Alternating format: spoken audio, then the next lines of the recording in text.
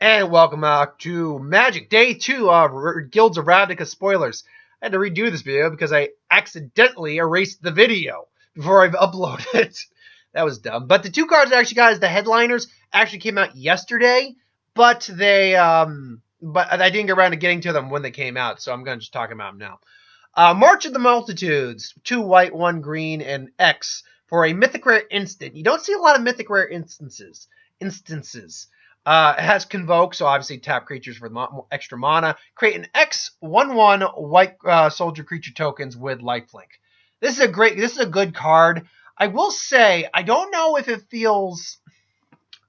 See, if you had maybe put an extra green in there, I could completely understand the mythic status, or made the double X. I don't know. It feels a little... I don't know if this truly feels mythic to me. It's a good card. At minimum, you're going to get one creature just out of hard mana. But I'm assuming you'll have more mana or more creatures, particularly tokens, being in Selesnya. So I could see you easily getting 5 or 6 off with this card, which means for whatever body you're paying, you're getting 5 different buys of chump blockers with lifelink, which means you're gaining life as you chump block, as long as they don't have flying. It's a good card. It's a very good card. I like it. I do like it. Izoni, the Thousand-Eyed. She is the guild champion. The second in command of the guild. We'll get to that explanation in a little bit. But Izoni the Thousand-Eyed, 2 green, 2 black, 2 of any color for 2/3 elf shaman legendary creature rare.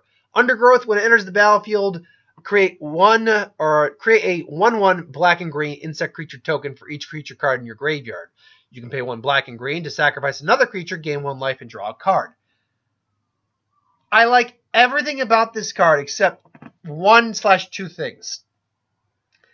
A 2/3 that has these abilities is a fantastic card.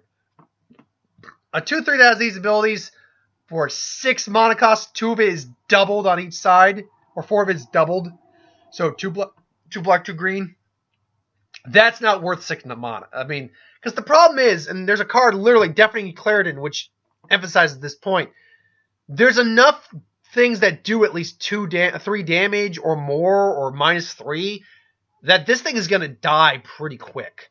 I mean, you can cast it, get the tokens, which you might get 2 or 3. With 6 mana, you might get 2 or 3. But then what's going to happen? It's going to just get killed, so you're probably not even going to get that sacrifice effect off. So it does not have the butt to stay around. There's not a lot of things with more than a 3 butt in the set right now. Art's great, the effects are great. I even don't mind the 2/3, but its mana cost is what kills it. If it were maybe a 2/4, then we might be talking here. Or if it were a mana cheaper, at that point it might be mythic level at that point, because at 5 mana, tough. But I don't know. Even make it a 3/4, or even just a 2/4. If you had just given it a bigger butt, I would have been a lot more on board for it. But as it stands, it's fine, but I don't think if I'm in green black, which I don't intend to be, but if I'm in green black at the pre-release, I get this card, I might run 1, and I mean might, and I mean 1. Deafening Clarion, 1 white, 1 red, 1 of any color for a rare sorcery. Choose 1 or both. Deals 3 damage to each creature. Creatures you control gain lifelink until the end of the turn.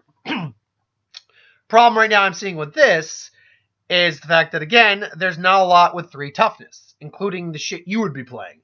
Now, because it's Boros, you have Mentor, which can bump up your butt, but it's one of those things that you're probably only going to play it for 1 of its abilities, not 2 of its abilities.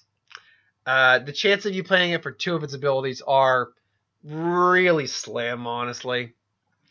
Now, if you can play it for 2 of these abilities, that's great. But I mean, it's 3 mana, so it's nothing serious. It's a Wrath effect. Ultimately, it's a good card because you still get the 3 damage across the board, which is usually important. Runaway Steamkin. Now, this is an interesting card design. 1 red, 1 of any color for a 1/1 elemental. When you cast a red spell, if Runaway Steamkin has fewer than 3 +1/+1 counters on it, put a +1/+1 counter on it. Remove 3 of these counters at +1/+1 counters and add 3 red mana to your mana pool. Now, with the jumpstart spells, this immediately becomes a lot more usable. There's going to be a lot of red spells, obviously, in Izzet and in Boros, and just red spells in general. But see, I don't know how often you're really going to get that final ability off. Because you can only get it up to a 4/4 that does nothing but give you mana. That's the thing. It's not like it has a secondary ability to it, like it has a haste or a vigilance or a first strike or anything like that. So I mean, it's I like because it reminds me of Apocryphite. You know Apocryphite from I want to say it was Plane Shift. It was one of those. Future Sight or one of those. Whereas basically it has to spend 3. If it came out, if you cast it from your hand, or didn't cast it from your hand, you would it would come out with 3+1 counters on it. And if it died, you continually do that. It reminds me a little bit of that, but now you're in a weird. You have to be in a niche now of red spells, which again with Jumpstart helps. I just wish it had been red and blue. I think that could have really put it. I think that really could have really done it well. Ultimately, I also don't see how often you are going to get this ability off more than once or twice, if I'm going to be frank. But who knows? I do like the design. It's kind of weird. It's basically a furnace with a yellow fiery head, but then the rest of it's like purple fiery tendrils. Ionize. 1 red, 1 blue, 1 of any color for a rare instant counter target spell. Deals 2 damage to that spell's controller. Do I need to say it? I'm going to play that every time I get the damn spell. I'm basically going to cancel your spell, any spell, and do 2 damage to you. Bread and butter card, right? That is just a card that needs to be used. Guild Summit. 1 blue, 2 of any color for a uncommon enchantment. Enters the battlefield, you may tap any number of untapped gates you control. Draw a card for each gate you tap this way. Whenever a gate enters the battlefield under your control, draw a card. This card could be either really good or just suck, because because I imagine you'll have at least 2 or 3 gates you can use. And I think of it from like a pre-release standpoint. If you make a gate deck, that's one thing. This card becomes phenomenally good. It becomes phenomenally good. But if you're in, like, say, the pre-release or in sealed, you're probably gonna have 2 or 3. Now, if you play this beforehand and you have no gates on the field, you'll just draw a card each time you play a gate, which now gives the gates some value. But otherwise, it's not doing anything. It's just sitting on the field. Otherwise, you play it when you have gates out, then you get a bit of a draw spell for 3, which isn't bad.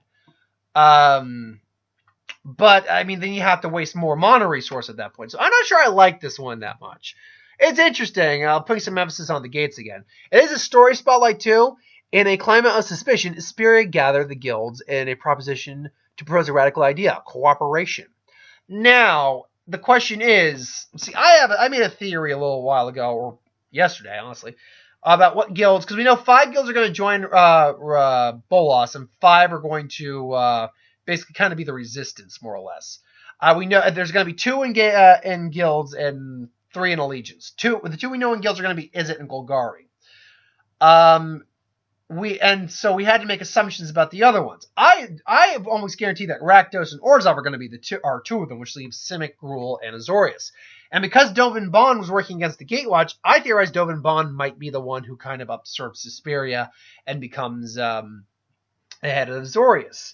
And basically, Azorius is the one who is the one that's in control. However, there's a solid argument to also be made that it could not be that, just because of Isperia is looking for help. I personally I feel like they're going to try to do I hope they don't balance because honestly, I'd prefer to see Simic on the hero side, because I always root more for the hero than the villain, usually. Exceptions like Infinity War, I'm like, I almost kind of want Thanos to succeed. But ultimately, I don't know. I see Gruul because there's no planeswalkers on Ravnica that I know of right now that would fit amongst most of them. We know that Gruul does have a planeswalker involved with him in Domarad. But I don't know. We'll see. Of the 3 I'd have to choose from, Gruul seems the easiest corruptible and most easily manipulated, so we'll have to see. District Guide, 2 green, or 1 green, 2 of any color for a 2/2 Elf Scout. Enters the battlefield, you may search your library for a basic land or gate card and reveal it and put it into your hand and shuffle. It's a search, it's a 2/2 for 3, it's solid. Chemist's Insight, 1 blue, 3 of any color for an instant, uncommon, draw 2, Jumpstart. Again, instant speed, draw 2, and then Jumpstart, you're technically only drawing 1, technically a one-off. But yeah, it's good. Nothing wrong with it at all. Now, what's cool about the guild gates they're showing here is the fact that there's 2 different art styles for the guild gates with 2 different quotes. You get one that's from the head of the guild leader, basically the outer face of the guild, and then you get one that's essentially the guild champion or the second in command of the guild, and this is like this back alley corridor of the guild. Now, what's really, first off, it reveals that Aloria, Tristani, they're still more or less in charge of their respective guilds. Talik, who was the Maze champion from the original, from Dragon's Maze, he's back. For Boros. Amara, we already met Amara. That Izoni, she's kind of like the head of the guild. Veroska said. The 2 interesting ones to me, first off, is the Demir Guild Gate that has first off, it's Lozav. We know Lozav's still in charge. But also, someone named Etrata, like errata almost. Like errata, like we're going to eradicate or we're going to just do a little erratas or something. That's someone we have yet to meet. Like, we don't even know who that is right now. But also, the Izzy Guild Gate, the one that is the front runner, that's supposed to be represented by the guild leader, doesn't have a quote. But it says every laboratory buzzes with new experiments, each a piece of Raoul's ambitious project. And then the one that is the back corner, which is supposed to be kind of like the second command, is a quote from Niv Visit. Saying he doesn't recognize his guild. So that tells me that Raoul is basically kind of Niv Visit is like not dead. He's kind of like the face of the guild still. But ultimately, he's kind of been usurped in some way, and he's recognized this. And I think, well, first off, though Izit's going to join Bolas, I'm certain of it because Raoul's working for him. Niv, I think, is going to join the Resistance to gain back. I think we're going to see Niv basically be like, oh, no, you going to take my guild? No. Let me show you why I'm the frickin' Perun, the guy who started this shit. And basically wreak havoc on, Raoul. I think Raoul dies. You know what? I'm going to say that right now. I think Niv is going to get revenge on Raoul for pulling this shit and kill him. So there's that. Artful Takedown. 1 black, 1 blue, 2 of any color. Instant, common. Choose one or both. I think we're getting a cycle of these. Tap target creature, or target creature gets -2, -4 until end of turn. You can tap and -4 something. And so far I've seen maybe 2 cards in this set that have a butt bigger than 4. So yeah, this thing's gonna do some work. If you're in blue-black, then play this card. It's a really good card. Anything that can remove a creature that with 4 toughness is a pretty solid card. Take it back. There's 3 creatures that I can think of that have a bigger butt than 4. Nullhide Ferox, 2 green, 2 of any color, hexproof. You can't 6/6. You can't cast creature spells, but pay 2 mana of any color. Nullblade or Nullhide Ferox loses all abilities until end of turn. Any player can activate this ability, and if it's discarded from a hand by an opponent controls, or by an effect opponent controls, or spell or an effect, you can just put it into the battlefield. This is it. Look, I'm going to probably be playing black, red, blue. I get this card in a pack. I might have to just say fuck it and play a different color combination.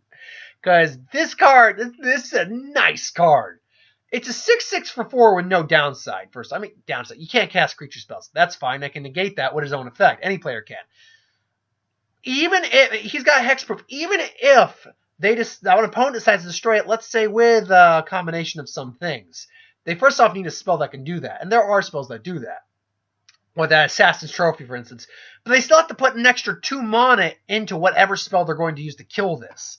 So they're already wasting more resources on this card than they need to, or hopefully want to. Ultimately, though, yeah, I love this card. This is one of those big, meaty monsters. This is going in a deck. I have a Teamer deck that I have, and it's got basically designed as a Teamer deck, big, meaty monsters. And that's going in there. Goblin Crater Maker, 1 red, 1 of any color for a 2/2 Goblin Warrior, uncommon. Pay 1 of any color, sacrifice Goblin Crater Maker. Choose 1, deal 2 damage to target creature. Okay. And destroy target colorless non-land permanent.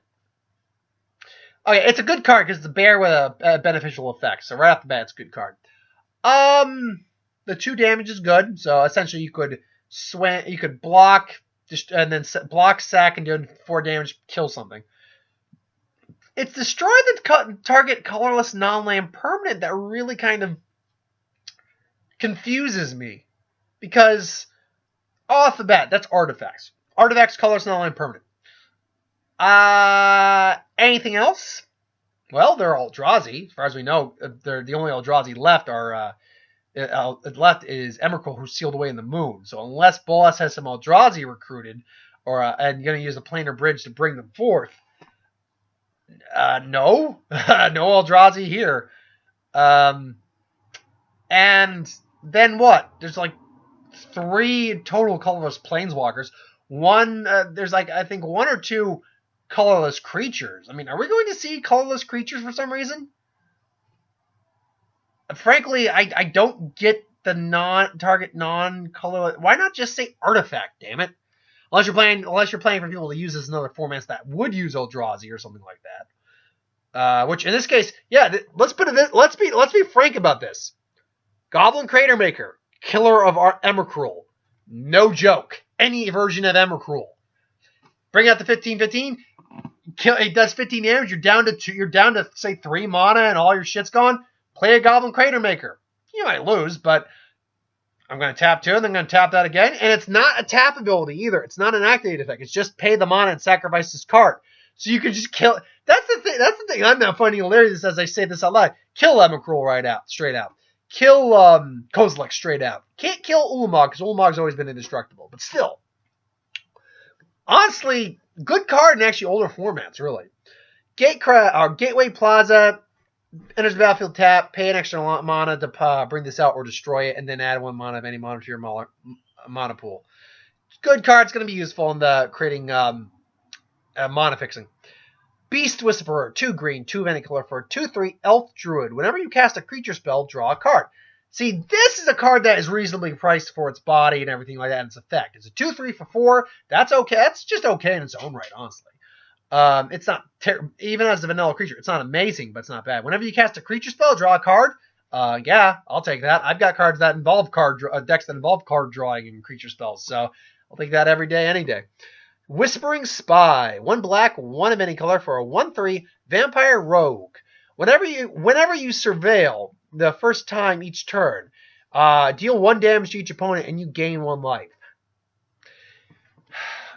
See, here's the problem I have with this card. It's a little niche because, and you're going to have cards that do this. You don't have Surveil. This card doesn't even have flying. See, it's a vampire. You could have at least given it flying. That way you give it some evasion. A 1/3 body with flying, that's not broken or anything like that, really. For 2, uncommon, no, that's certainly not broken. I don't think so. Ultimately, you need to be surveilling. You need to be in Dimir. Or, yeah, you just need to do that. I don't hate it, but I don't love it. If I were in Dimir and the color's black-blue and I was playing Surveil, yeah, I'd use it, sure. Rain of Notions. 1 blue, 1 black, 1 of any color for common sorcery. Surveil 2, then draw 2 cards. Rain of Notions deals 2 damage to you. I don't like card. Yeah, you're getting card advantage technically. And honestly, you can just set up your entire draw. Which, see, the first 2 effects I love because you're setting up your entire draw. And honestly, at common, the 2 damage, as long as it's early in the game, the 2 damage really isn't bad at all. So ultimately, yeah, I don't mind it. I like it, but I don't like cards that have to do damage to use that you have to use. I don't like that. I'm guessing it's Secrets of the Mausoleum. This is the last card for today, by the way. 1 black, 1 of any color for an instant rare undergrowth. So it's a Golgari card. Search your library for a black card with convert a mana cost equal to or less than the number of creature cards in your graveyard. Reveal it and put it into your hand. That's an interesting kind of search. This is not a card. Problem is, as cheap as it is to play, this is not a card that you can afford to play, or you gotta wait a couple turns to play this card. Gotta wait till you have some shit in the graveyard. Otherwise, this card is just it's pointless to have. See, that's the thing too. This other Undergrowth cards I've seen can at least do something other than can at least do something when they don't have cards in the graveyard. Like, let me go back to a couple Undergrowth cards here. Undergrowth, okay. Like Izoni the 1009.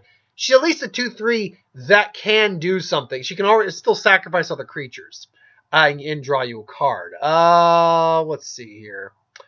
I'm trying to find these cards for Undergrowth. Man,